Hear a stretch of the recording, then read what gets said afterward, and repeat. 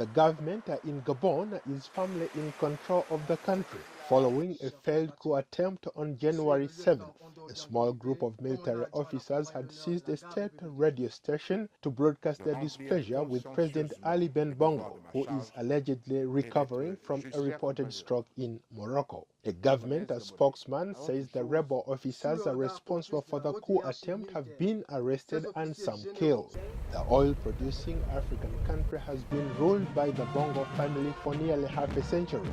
In neighboring Democratic Republic of Congo, people are anxiously awaiting the final official results of the December 30th presidential election. The nation's electoral commission delayed the publication of provincial results on Sunday until it had consolidated all the votes it's receiving from the polling stations. The commission says it has received nearly 50% of the vote tally sheets, and it was not yet clear when the results will be ready. The delay is the latest setback in a disorganized poll to elect a successor to President Joseph Kabila, who has ruled the country of more than 80 million people since his father Laurent Kabila was assassinated in 2001.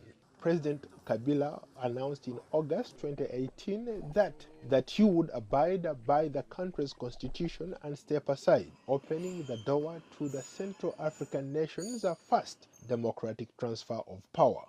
In Sudan, demonstration calling for President Omar al-Bashir to step down continued for the third week. The anti-government protests first erupted in mid-December over inflation and soaring food and fuel prices. Human rights groups and Amnesty International say more than 30 people have been killed so far in the protests. Meanwhile, the International Foundation for Electoral Systems, or IFES, projects that more than 10 African nations will hold general elections in 2019. Tens of millions of voters are hoping to use the ballot to deepen the quality of democratic governance. Nigeria has Africa's biggest economy, and voters there head to the polls for general elections on February 16th. Political observers are predicting a tight race between incumbent President Muhammadu Buhari and his chief challenger, former Vice President Atiku Abubakar. Buhari, 75, has been in office since 2015. The stakes are high in South Africa as voters gear up for general elections in May. This will be the sixth election held since the end of the apartheid system. The African National Congress Party, which has ruled since 1994, is facing an uphill battle to retain its dominance and proposing constitutional changes to address land issues. South African President Cyril Ramaphosa says the proposed land reform is a lawful process that seeks to correct the legacy of decades of white minority rule that stripped blacks of their land.